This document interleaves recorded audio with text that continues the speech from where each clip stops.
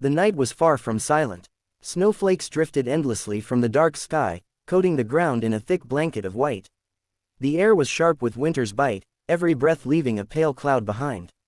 Outside a run-down roadside motel, a woman stood clutching the small hands of her 3 children.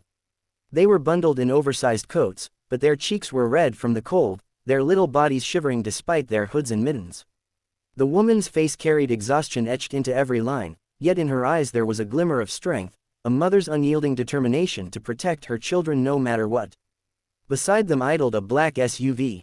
A man leaned out of the driver's side window, his expression caught somewhere between sternness and hesitation. He looked at the woman, then at the children, as though silently weighing something heavy inside him. The woman's eyes flicked toward his, and in that single glance it felt as though years of unspoken stories, regrets, and broken choices had been exchanged.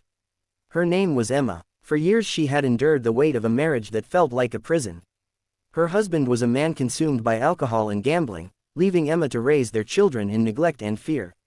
She had fought, she had begged, she had endured, but finally, one night when the shadows grew too heavy, she made her choice. She packed a single worn backpack with clothes and essentials, gathered her children in the dead of night, and walked away. That was days ago. Since then, they had drifted from one cold motel to another, scraping together coins for a night's shelter, sometimes sleeping at bus stations when the money ran out. Emma's body was tired, but her spirit refused to surrender. Every time her children's small hands clutched hers, she knew she couldn't fail them. And then tonight, fate had thrown her into the path of the man in the SUV, Daniel. Years ago, Daniel had been her closest friend. More than that, he had been the one who once loved her with a sincerity that still haunted them both. But Emma, pressured by her parents and blinded by the promise of stability, had chosen another man. She had walked away from Daniel's love and into a life that turned into misery. Daniel's heart had shattered back then, and he had disappeared from her world. Now here he was, staring at her through the falling snow, disbelief written across his features. His voice, when it came, was low and edged with bitterness.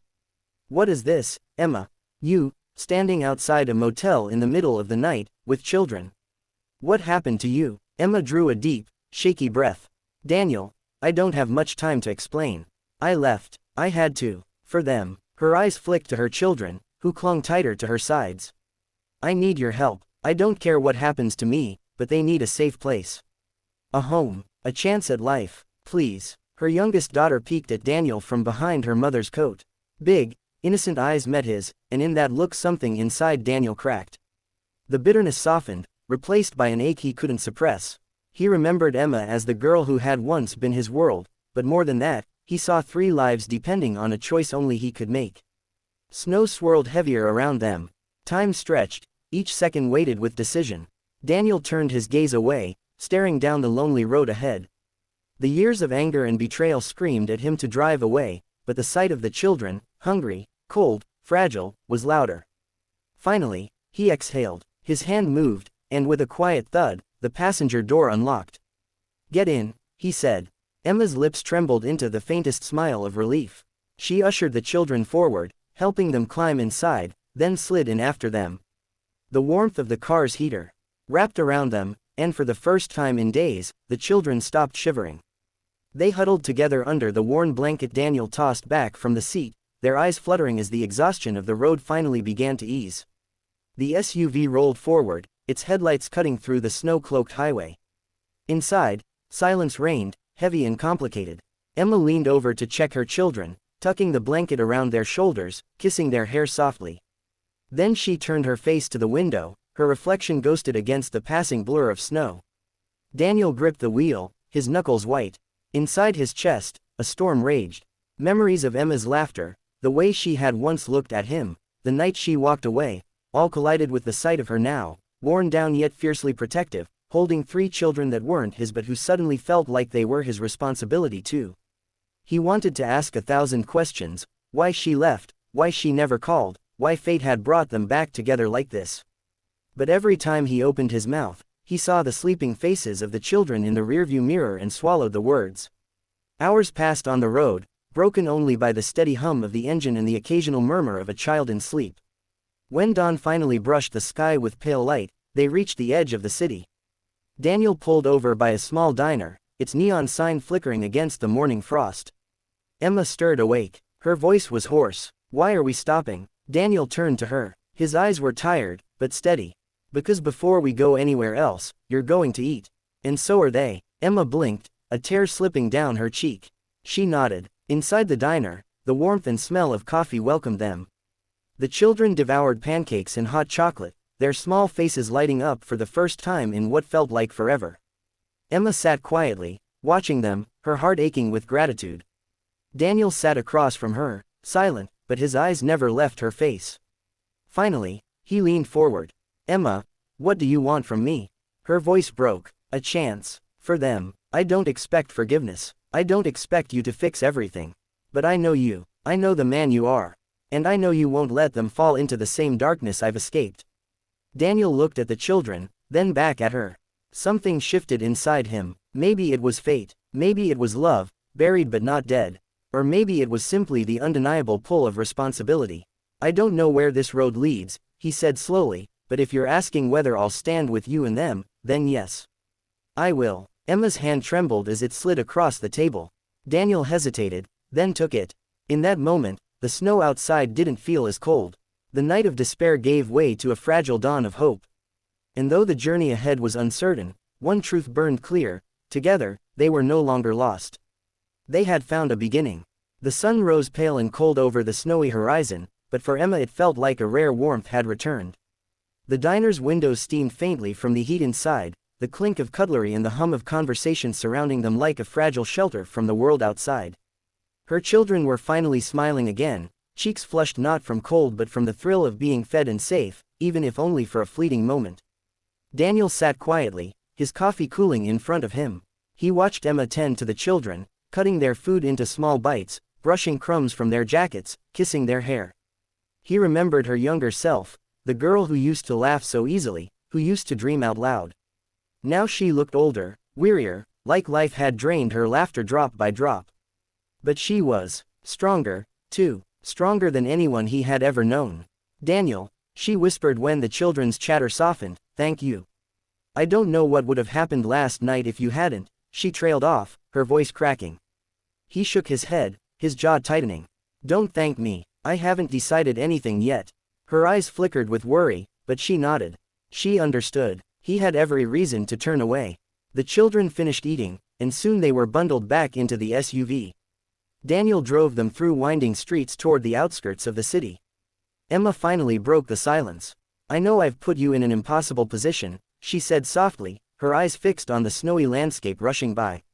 "But I had no choice. He would have destroyed them, and me." Daniel gripped the steering wheel harder. He needed no name. Daniel knew exactly who she meant, her husband, Mark. Even years ago, Daniel had sensed the darkness in him, but Emma hadn't wanted to see it then. "You think he'll come after you?" Daniel asked. Emma's throat tightened. "I know he will." The words hung heavy in the air. By evening, Daniel had taken them to his late father's cabin, an old, weathered place on the edge of a frozen lake.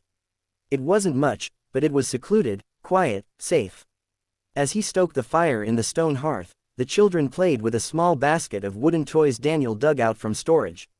Their laughter filled the cabin, bouncing against the wooden beams like a fragile echo of normal life. Emma stood by the fire, watching him. The glow of the flames lit his face, highlighting the tension that never left his eyes. "You don't have to keep us here," she murmured. "If it's too much, we'll go. I'll find another way." Daniel turned, meeting her gaze.